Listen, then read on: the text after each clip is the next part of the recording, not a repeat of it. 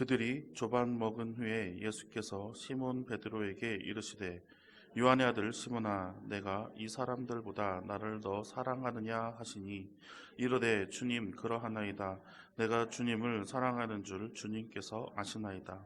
이르시되 내 어린 양을 먹이라 하시고 또 두 번째 이르시되 요한의 아들 시몬아 내가 나를 사냥하느냐 하시니 이르되 주님 그러하나이다.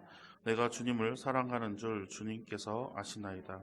이르시되 내 양을 치라 하시고 세 번째 이르시되 요한의 아들 시몬아 내가 나를 사랑하느냐 하시니 주께서 세 번째 내가 나를 사랑하느냐 하심으로 베드로가 근심하여 이르되 주님 모든 것을 아시오매 내가 주님을 사랑하는 줄을 주님께서 아시나이다.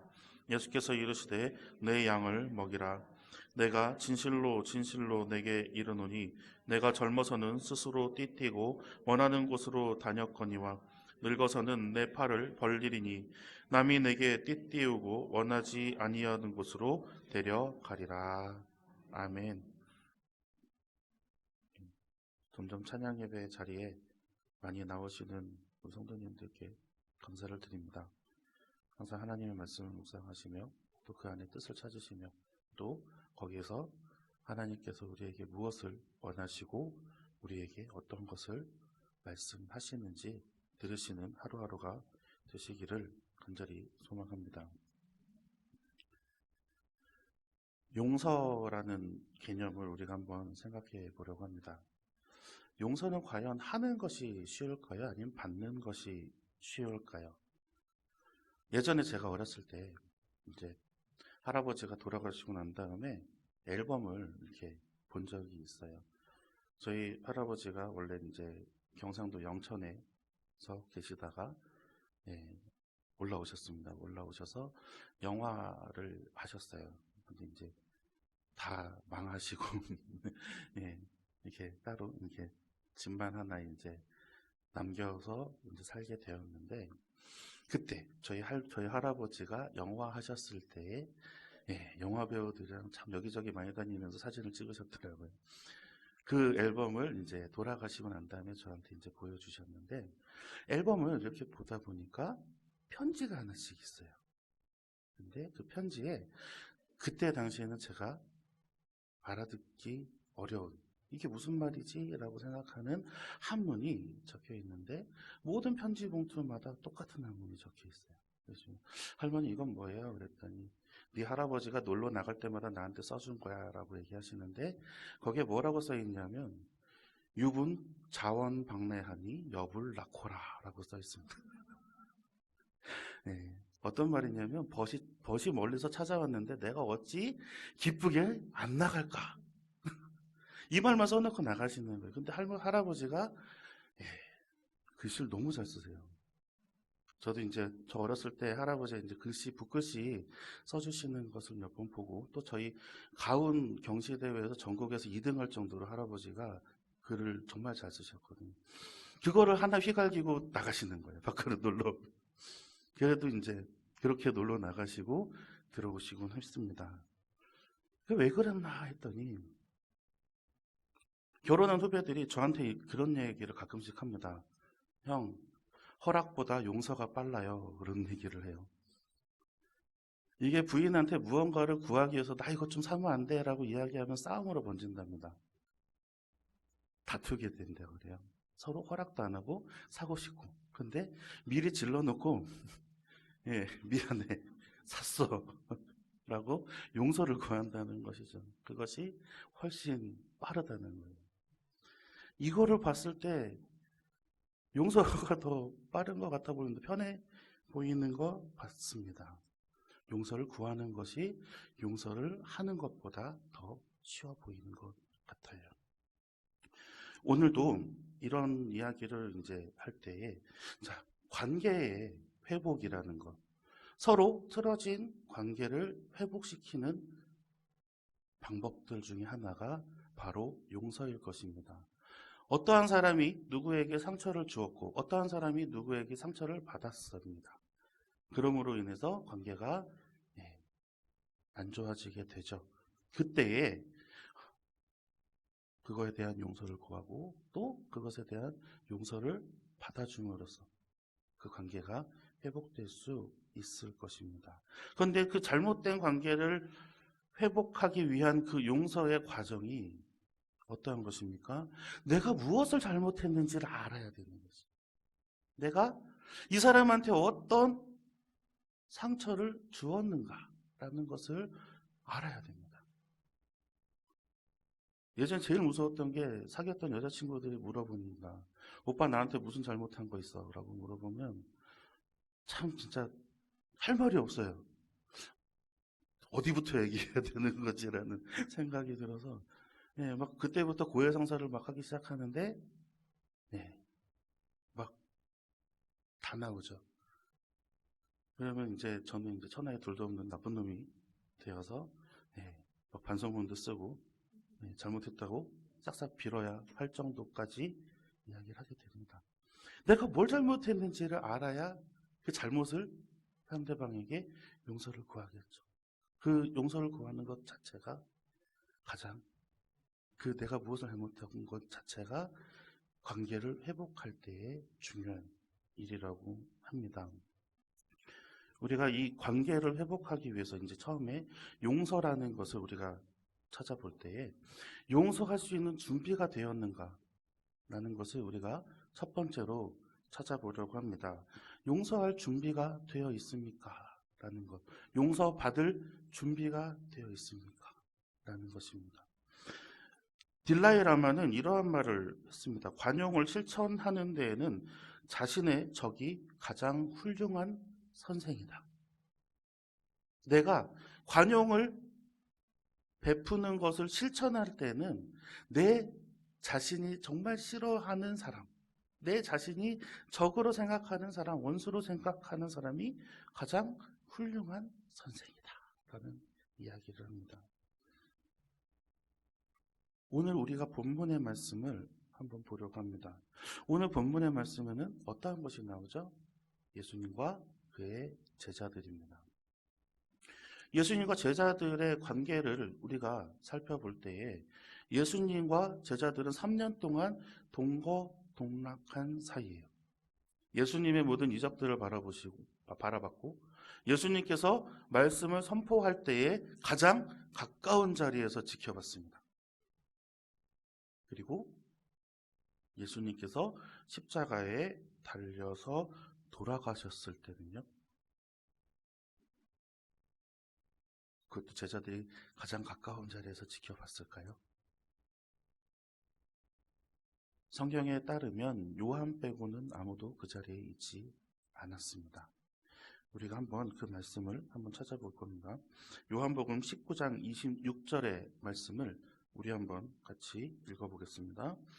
예수께서 자기의 어머니와 사랑하는 제자가 곁에 서 있는 것을 보시고 자기 어머니께 말씀하시되 여자여 보소서 아들입니다 하시고. 아멘. 여기 본문에 나오는 사랑하는 제자가 바로 요한입니다. 요한복음에서는 항상 자기를 이제 표현할 때 예수께서 사랑하는 그 제자, 사랑하는 제자라고 이렇게 이야기를 합니다. 이 12제자들 중에서 가장 나이가 어렸습니다. 요한은 그래서 예수님께 아마 너무 많은 이쁨을 받았을 것 같아요. 예수님이 정말 진짜 막 아들과 같은 아들뻘에 이 제자를 바라보시면서 이뻐하시고 또 말씀도 많이 전해주시고 또 옆에서 곁에 두고 챙겨주셨을 것입니다. 그래서 이 요한복음에 나오는 사랑하는 제자라고 자신이 그렇게 당당하게 쓸 수 있었던 것은 예수님께 그만한 사랑을 받았기 때문이에요. 그런데 이 사랑하는 제자만 예수의 십자가의 자리에 있었습니다. 요한의 가문이 대제사장과 친분이 있었던 그런 이유도 있습니다. 그런데 자신의 형은 안드레는 도망갔거든요. 안드레는 없었어요, 그 자리에. 그리고 예수님께서 정말 수제자라고 이야기하시는, 네가 땅에서 매이면 하늘에서도 매일 것이요 땅에서 풀면 하늘에서도 풀릴 것이라. 천국 열쇠를 너희에게 주노니 너에게 주노니라고 말씀하셨던 그 베드로는 도대체 어디로 갔을까요? 베드로는 오히려 예수를 저주하면서 부인합니다. 그때에.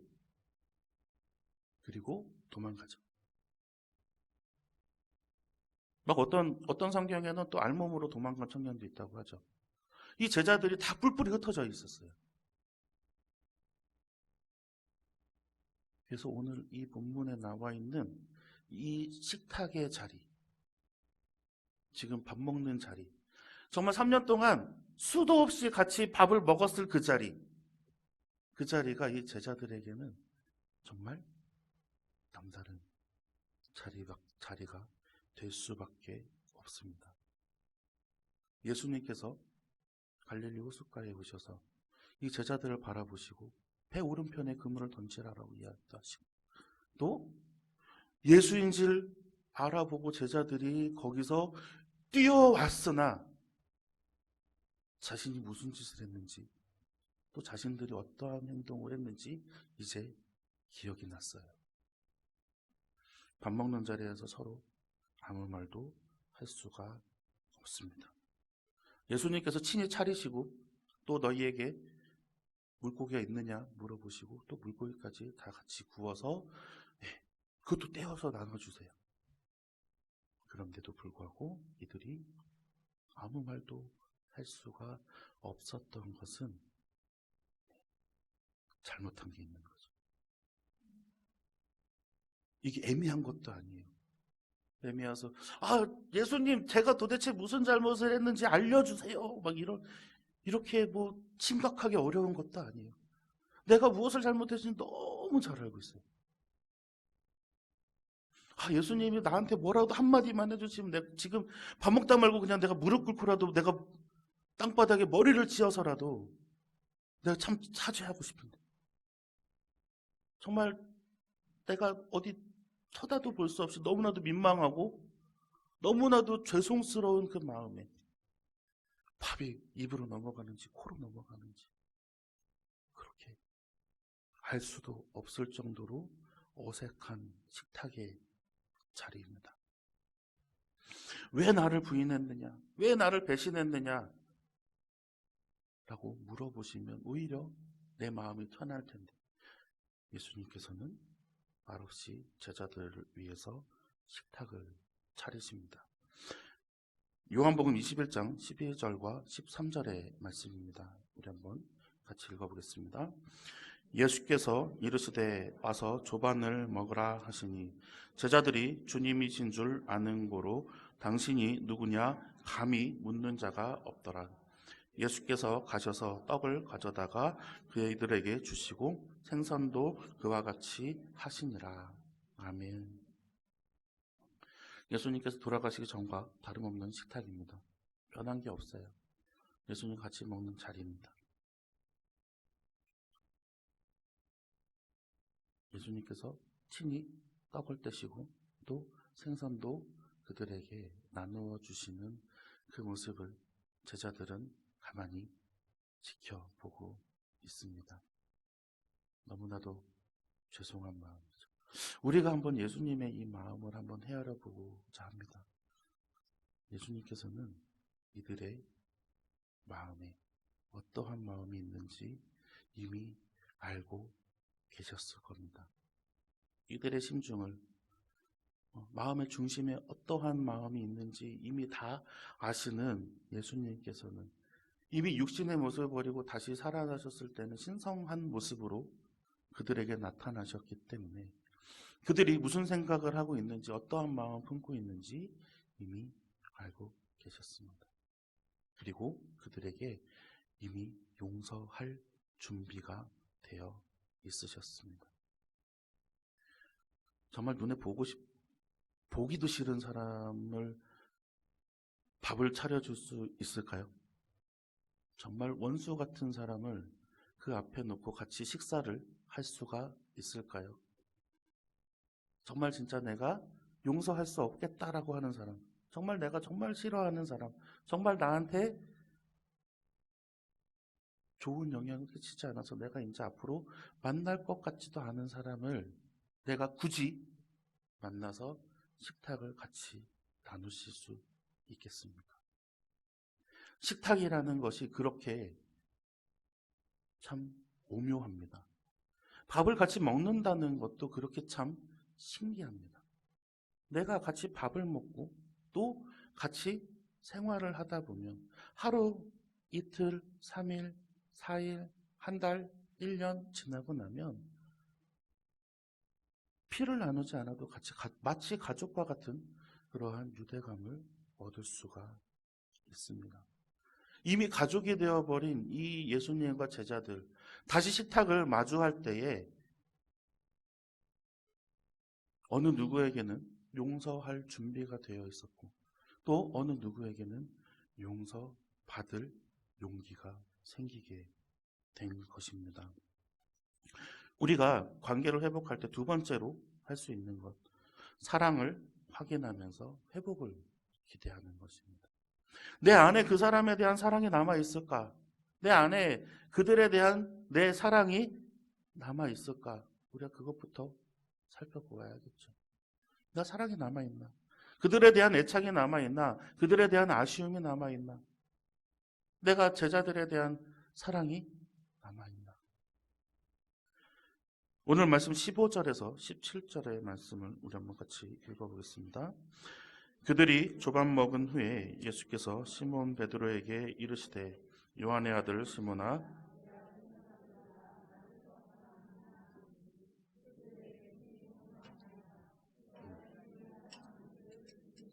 하시나이다. 이르시되 내 어린 양을 먹이라 하시고 또 두 번째 이르시되 요한의 아들 시몬아 내가 나를 사랑하느냐 하시니 이르되 주님 그러하나이다. 내가 주님을 사랑하는 줄 주님께서 아시나이다. 이르시되 내 양을 치라 하시고 세 번째 이르시되 요한의 아들 시몬아 내가 나를 사랑하느냐 하시니 주께서 세 번째 내가 나를 사랑하느냐 하심으로 베드로가 근심하여 이르되 주님 모든 것을 아시오매 내가 주님을 사랑하는 줄을 주님께서 아시나이다. 예수께서 이르시되 내 양을 먹이라. 아멘. 너무나도 유명하죠. 세 번씩이나 베드로에게 내가 나를 사랑하느냐라고 물어보시는 이 예수님. 딴 것도 안 물으세요. 어떻게 네가 나한테 이럴 수 있느냐? 어떻게 네가 나한테 이럴 수 있느냐? 다른 제자들은 그래 그렇다 치더라도 너는 어떻게 나한테 내 가슴에 그렇게 못을 박을 수가 있겠냐? 적어도 너는 그럴 줄 몰랐다. 보통의 경우에는 이렇게 얘기해야 되지 않을까요? 근데 예수님께서는 그런 말씀 안 하시고 내가 나를 사랑하느냐 라고 물으십니다. 근데 이 질문은 베드로한테만 하는 것이 아니에요. 그 자리에 있는 모든 제자들에게 물으시는 너희들이 3년 동안 나를 사랑한다고 쫓아다녔잖니. 자, 이제 다시 한번 물어. 시간이 얼마 없어. 내가 진짜로 너희들이 정말로 나를 사랑하느냐? 라고 예수님께서 물으십니다. 내가 하는 말들을 이제 기억할 수 있겠느냐? 내가 하는 말을 너희가 따를 수 있겠느냐? 이제는 너희가 나를 쫓을 수 있겠느냐? 오늘 그 물음에서 베드로가 두렵고 떨리는 마음으로 이렇게 대답합니다. 주님, 모든 것을 아시오매 내가 주님을 사랑하는 줄을 주님께서 아시나이다. 예수님께서 내가 나를 사랑하느냐라고 제자들에게 베드로에게 물으셨을 때 예수님은 이미 제자들에게 사랑한다고 고백하셨습니다. 내가 너희를 이만큼 사랑하는데 너희는 나를 사랑하느냐? 내가 너희들의 그 잘못까지도 내가 아무것도 문제 삼지 않고 다시 덮어서 이제 다시 가족과 같이 너희들과 식탁을 공유하면서 내가 너희들에게 떡을 떼어주고 너희에게 생선을 발라주고 내가 너희의 부모처럼 너희의 선생처럼 다시 이 자리에 나왔는데 나는 아직까지도 그만큼 너희들을 사랑하는데 너희는 나를 사랑하느냐? 저 어렸을 때 기억이 하나 있습니다. 참 많은 큰 잘못을 한 적이 있어요. 집에 가면 정말 죽었구나. 정말 들어가기 싫어요. 이제 문을 초인종을 이렇게 눌렀는데 누구냐고 물어보지도 않아요. 문이 텅 하고 열리는. 들어가는데 제가 정말 좋아하는 김치찌개와 계란말이가 이렇게 딱 올려져 있어요. 그러면서 엄마가 아무 말도 하지 않아요. 저를 쳐다보지도 않아요. 밥 먹어. 그러면 그때 진짜 그냥 그 자리에서 눈물이 펑펑펑펑 쏟아지더라고요. 엄마 잘못했어요. 미안해요. 그랬더니 어머니도 이제 같이 우시면서 했어요. 네가 아무리 잘못해도, 네가 아무리 나쁜 짓을 해도, 네가 아무리 악한 길로 떨어져도 너는 내가 너무나도 사랑하는 아들이야. 그렇기 때문에 나는 더 마음이 아파서 울 수밖에 없어. 네가 어떠한 잘못을 해도 나는 너를 사랑할 수밖에 없기 때문에 나는 울 수밖에 없어. 그것을 위해서 나는 기도할 수밖에 없어. 그것을 위해서 나는 마음이 찢어져도 너를 버릴 수가 없어.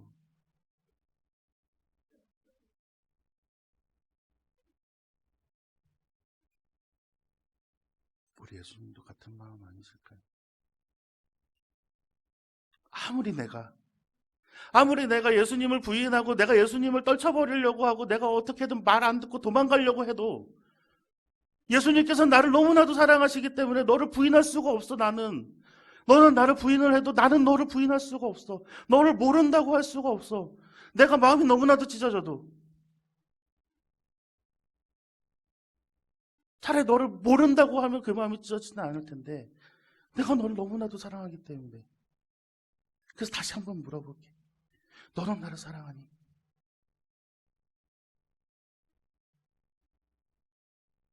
우리가 이 사랑을 알면 이 세상에서 회복하지 못할 관계는 없는 것 같습니다. 우리가 이 예수님의 이 사랑을 알면 우리가 용서하지 못할 것은 아무것도 없습니다. 한 가지 갈등을 회복할 수 있는 가장 완벽한 방법 중에 하나, 예수님의 사랑을 이해하는 것이죠. 너를 버릴 수 있어? 나는 너를 버릴 수가 없어. 예수님께서 오늘도 우리에게 그렇게 말씀하셔요. 어떻게 너를 버리겠니? 내가 태초부터 너를 계획해서 지금 이 순간까지 내가 너를 지켜봤는데 어떻게 너를 버릴 수가 있겠니? 나는 너를 절대로 버릴 수가 없어. 그래서 내가 너를 너무나도 사랑해. 너도 나를 사랑해 주지 않겠니? 너도 나를 사랑할 수 있겠니?